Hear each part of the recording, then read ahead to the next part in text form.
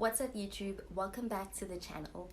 In today's video, I'll be talking about what it means to have your Pluto fall into your partner's second house. So this is a synastry overlay that could really potentially go either way, depending on how healthy the Pluto is in both charts. Pluto rules Scorpio and the second house is ruled by the sign of Taurus, and these are opposite signs. And in astrology, oppositions can really go on either ends of a spectrum. So with this synastry overlay, it could really be an all or nothing kind of energy, where when it's good, and when it's bad, it's really bad. The Pluto person in the synastry overlay has the ability to, if they choose, really be able to upgrade the house person in terms of their self-confidence and in terms of the way they see themselves, their ideas around self-worth and self-love, and even financially and in their income and understanding what they deserve, and also having and boosting their esteem.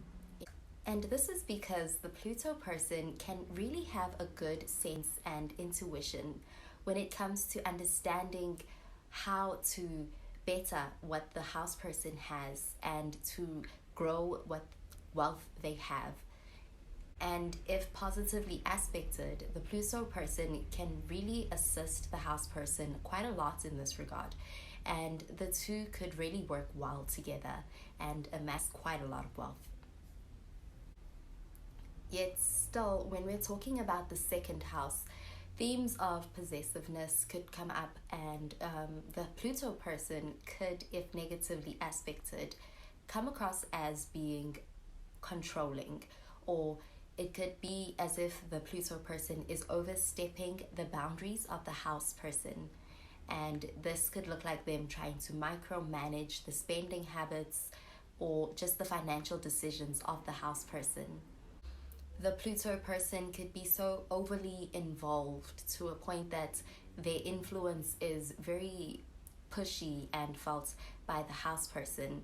And also another way that the Pluto person could affect the house person is in terms of their self-esteem. And this could be because of them being in this controlling position, could lead to them starting to really question themselves. The influence of the Pluto person on the house person could also be in its negative manifestation, weakening the house person's self-confidence, and it could undermine their self-esteem. And what could happen is that the house person could find that they are starting to lose their sense of identity in this synastry overlay. If the Pluto is negatively aspected, then a poorly aspected Pluto could be able to gain dominance over the house person by manipulating really the perception of the house person's moral beliefs and their view of themselves and even their value systems in a way that lines up with the Pluto person's agenda. Pluto really has quite a lot of great qualities, like spiritual growth that can come in with Pluto. There's transformation that can happen, and a lot of strong will and a lot of strength that Pluto can bring into somebody's life. Yet on a negative manifestation, Pluto can play out as traits of obsession, power hungriness, and also being able to dominate and being very pushy, forceful, and vengeful, and this really strong desire for power and control. And in this way, when things go bad or if there's a poorly aspected Pluto, the Pluto person has the ability to really take from the house person and really bring a lot of damage to what the house person has really worked so hard for.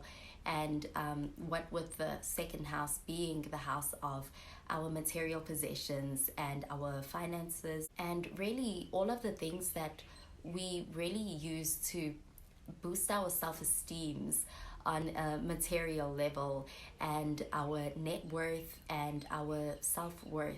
And all of the things that really build up our sense of self-confidence and our self-esteem, essentially, on a material level. Things that we work hard for and that give us a huge sense of security, like our house or our business or our income or our property, or anything that has really come together to cultivate the identity that has given us so much security in this life. And this is something that could happen really subtly, yet could happen really quickly. And it could negatively affect the self-esteem and the self-value of the house person really quicker than they could even realize that it's happening. And whenever we're talking about Pluto in some kind of combination to any Synastry overlay, this shows the potential for transformation to take place. And transformation always happens for the better, ultimately. So whether it is a painful transformation or whether it's an easy transformation will really depend on whether the Pluto is poorly aspected or positively aspected in the charts.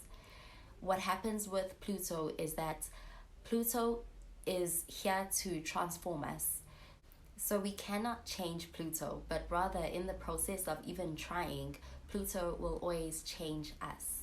So in the second house, this can really have an all or nothing kind of undertone happening. So when things are good, things are very good. And when things are bad, things are very bad.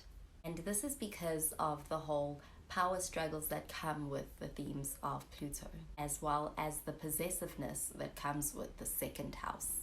When Pluto does change its friends, so when, say for example, maybe Pluto does not get what they want from the house person, or things are not happening in the way that the Pluto person would want them to happen, Pluto can really change faces and can become very ruthless and even turn into a really negative manifestation that it's almost like it's not the same person that the house person may have encountered in the beginning. Or this could just be the relationship really taking a dramatic change when things change in the situation.